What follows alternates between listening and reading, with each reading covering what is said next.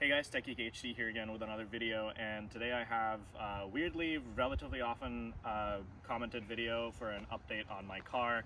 About a year and a half ago, maybe about 2 years ago, I made a video about my Porsche 718 Boxster with a couple of the modifications. I think the wheels had just gone like this bronzy gold color that I had them powder coated. That has changed, and I'll kind of talk through that a little bit, but this is the update. So let's actually walk around the car. As you guys can see, this is still the graphite blue metallic color. I was initially thinking about wrapping the car. When I had first got it, I thought it might be cool to kind of get a different color and sort of change it up a little bit, but honestly I really dig this color and a lot of people seem to like it. It's kind of a unique Porsche color. Like I said, it's called graphite blue metallic. Porsche used to offer this as an optional color that you could pay to upgrade to. I believe it was about $3,000 for the paint from factory. They recently discontinued it and made it a paint to sample option, which used to cost $6,000 to do, but now costs $12,000 to do. So effectively this color went from a $3,000 buy-up color for the 718 Boxster to a $12,000 paint to sample color, which is kind of crazy. Coming around the side of the car, I'm not actually sure if I remember when the original video was made if the car was lowered, but it has actually been lowered. It's sitting about an inch lower all the way around on Tech Art Sport lowering springs, which really I think help make the car handle quite a bit nicer. I think it feels a lot more stable and stuck to the ground, especially when kind of going through harder, faster corners. I also have 10mm spacers in the front and 12mm spacers in the rear. That's just to kind of get the stance out a little bit more, make sure that the wheels don't have, so to try and get the tires and wheels kind of flush with the bodywork. Make sure, especially sitting at this lower ride height, that the car actually looks good, because closing the wheel gap isn't all you want to do with these things. Coming around here, I again don't recall if I had this on the car originally or not when I first made that video, but I have some stickers. This is just something that I like to do. It's my last name and the flag, and then I have it on the other side as well. I also have the Porsche Club of America Northwest, which is the area that I live in the Pacific Northwest, and H&R for the H&R spacers that I have around the car. I might actually take the H&R stickers off, but I don't want to get shit about all the other stickers. I like them. I got a lot of comments on the TikTok video that I made about my car about the stickers not being something that people really liked, but at the end of the day, it's my car. So, what else has changed? I'll go back around the front in a sec, but back here, I think that the biggest change is actually the spoiler. So this car used to just have the factory spoiler, which is the tiny little wing that popped up. I actually switched it to the Porsche 718 Spider wing. So I actually bought that on Suncoast Parts. They sell OEM Porsche equipment. And so the spoiler came primed and ready to paint. And so I actually took it to a shop that's really well known in the area. They basically are a Porsche authorized shop. It's where Porsche in the area that I live in actually sends their cars if they come in for damage or insurance claims. But I have a good relationship with the owner of the shop, and they gave me a solid deal on getting it paint matched, and it's paint matched perfectly because they're using the actual graphite blue metallic paint from Porsche, which is awesome. Of course, drop top, I like to keep it top down as often as I can. It's a beautiful sunny day here in Seattle today, which honestly we don't get enough of these, and so I'm really digging having the top down today. So the other place that I did the vinyl was actually around the A-pillar on the car. And it goes up around the A-pillar and then up across the frame on top of the windshield, which I think actually looks really good. Especially when the top is up, it kind of makes it feel like this black bubble on top of an otherwise graphite blue metallic car. Additionally, what I did do was down here at the lower end of the front bumper, also wrapped satin black. Again, I just thought that these were such large, wide panels that it would be nice to have a little bit of visual contrast, and it's not really something that I wanted to change. I kind of thought about putting the GTS front end on the car, but I don't want to look like a poser, and while I like that front end, I kind of really like the simplicity and cleanliness of this front end as well. And so just kind of wrapping it in that satin black I think worked pretty well for me. Now, some of you will be familiar, I did definitely have this at the time when I made that last video. The car has a Fab Speed turbo back valved exhaust. It's probably my favorite part of the car. This car really needs it. The Boxer 4-cylinder engine in the Boxster, and the Boxer is just the flat 4, is not really the best sounding motor that Porsche has ever made. It's actually kind of far from it. It's kind of rattly, and it's a very characteristic sound of a 4-cylinder Boxer motor. Some people compared it to a Subaru sounding engine, and that's really true because that's a characteristic of that flat 4 motor. And so having that exhaust is really, really nice because it goes all the way back. I have valves where I can open and close it up so I can get it from being not quite as loud to a way louder car. And it's really nice because it doesn't drone when you're kind of on the highway, but it does give you those pops and crackles on the overrun a little bit, and when you upshift, and you know, those things are just really nice. They add to the characteristic of the fun of a car like this. If we step into the interior really quick, I also have, and I've been needing to get a dash cam, I'm probably going to do that at some point, but I have a Redenzo Pro M radar detector, and this is just something that I think that if you have a car and you kind of like to put your foot down on the gas a little bit, is always a really nice to have.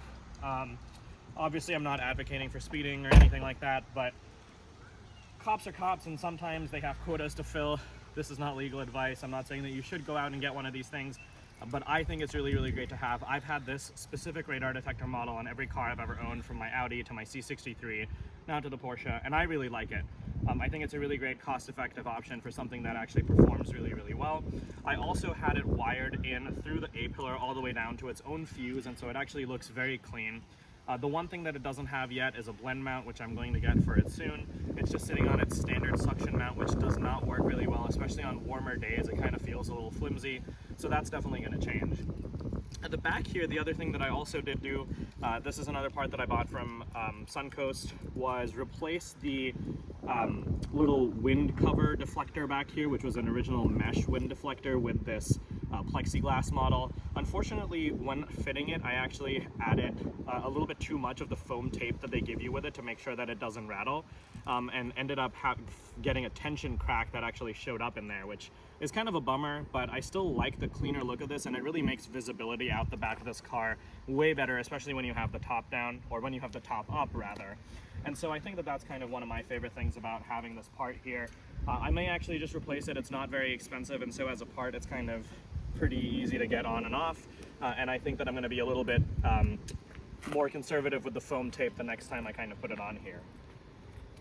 Outside of that, not really very much else has changed. The car looks great as usual. I used to live in Seattle proper, and so unfortunately the car got broken into once. Somebody smashed the window. There was nothing in the car to steal. People just do that out of spite here, and it's not really something that I can get on board with. It happened a second time, and that was the catalyst for me selling my home and leaving the Seattle area. If you have a nice car, don't live in Seattle is the best advice I could give you. Unfortunately, it's just the way that it is. There's near no law enforcement there, and it's just not something that I personally can get on board with, but that's a conversation for another time. My Porsche CPO warranty officially ran out a couple of weeks ago, and so that means that the next change that's coming to this car is an APR Stage 1 tune. I'm going to be getting it done at Ock Tuning in Redmond, which is the shop that I take my car to for pretty much any aftermarket or performance work. I believe they did the exhaust, they've helped me with the wheels, they installed my spacers. They've been really great to me, and they've done the work on all of my cars, and so I can't talk about them highly enough. To the point about the wheels, you'll notice they're actually silver. This color is called Hyper Silver. When I last made my video about my car, these wheels had just been powder coated gold. And so they had been powder coated gold, and then they had a satin clear coat on top. It was kind of trying to emulate the Porsche gold color a little bit. Unfortunately, and that product was from a company called Prismatic Powders. I believe they've either discontinued it or they're not letting people apply it like that anymore, but the gold color that the wheels were powder coated actually ended up flaking off. The clear coat just flaked right off there. And so the work was warrantied by the shop that I did it with, which is Alloy Wheel Repair in Kirkland, Washington. And so I went back to them, and they did it over for me again a second time. And when I was on my way to go pick up the car a second time around, they called me, and I was in the car on my way over, in a different car on my way over to pick it up. And I got a call that said, hey, it started flaking again right here, brand new, and we're not sure why. And it looks like that product has just been giving people trouble, and so I actually ended up going a different route and had them do, and this was warranted work, so it was of no cost to me, which was really nice, but they basically ended up doing a silver color on the car for me, which I thought looked really nice. It's not quite as flashy, I guess, as the gold, and it was not a particularly flashy gold to begin with, but I really did end up liking this color a lot. I also did get the wheels ceramic coated after they were powder coated this color, which I think has been really a great quality of life improvement, because these brakes generate a ton of brake dust. Oh yeah, that actually reminds me, I have new rotors all the way around. They're drilled rotors from Hawk. I think they do a really great job of eliminating the very prominent Porsche brake squeal that people are, if you have a Porsche, you know what I'm talking about. The squeal is just annoying as hell. I have Hawk pads on the rear, and I believe Brembo pads on the front now, and those are just great because they're ceramic pads. They reduce sound. They're really great for long-term reliability, and they don't generate as much brake dust as the factory pads did, which is really nice. All that to say, they still generate a ton of brake dust. It's just not as bad as it used to be, and because the wheels are ceramic coated, it makes it a lot easier to clean. Actually the whole car is ceramic coated. It's actually PPF'd and then it's ceramic coated on top of that, which is really nice, of course, outside of the areas that are wrapped in that satin black. But yeah, I think primarily it's been a lot of aesthetic things. It's just the way that I like the car to look. It's been plenty fast for me. I don't really get to do very much on it. It just got a new set of Michelin PS4S tires. Those are the only tires I run on all of my cars. And they've done excellent for me. I had multiple pairs on my C63, on my Audi, on this car. And they're really honestly the tires I'm going to run for the foreseeable future until Michelin releases an updated version or something like that. But yeah, I think that's about it for the car. I'll probably give you guys a couple revs and maybe a drive-by clip or something like that. But honestly, not too much has changed. It's really just been a couple of visual things. It's going to be getting more power soon, which is nice. I think for me, it's just going to help breathe a little bit more life into this car again and help with longevity as far as how much I enjoy it. But yeah, that's about it. Thank you so much for watching this video, and I'll catch you guys on the next one. Peace.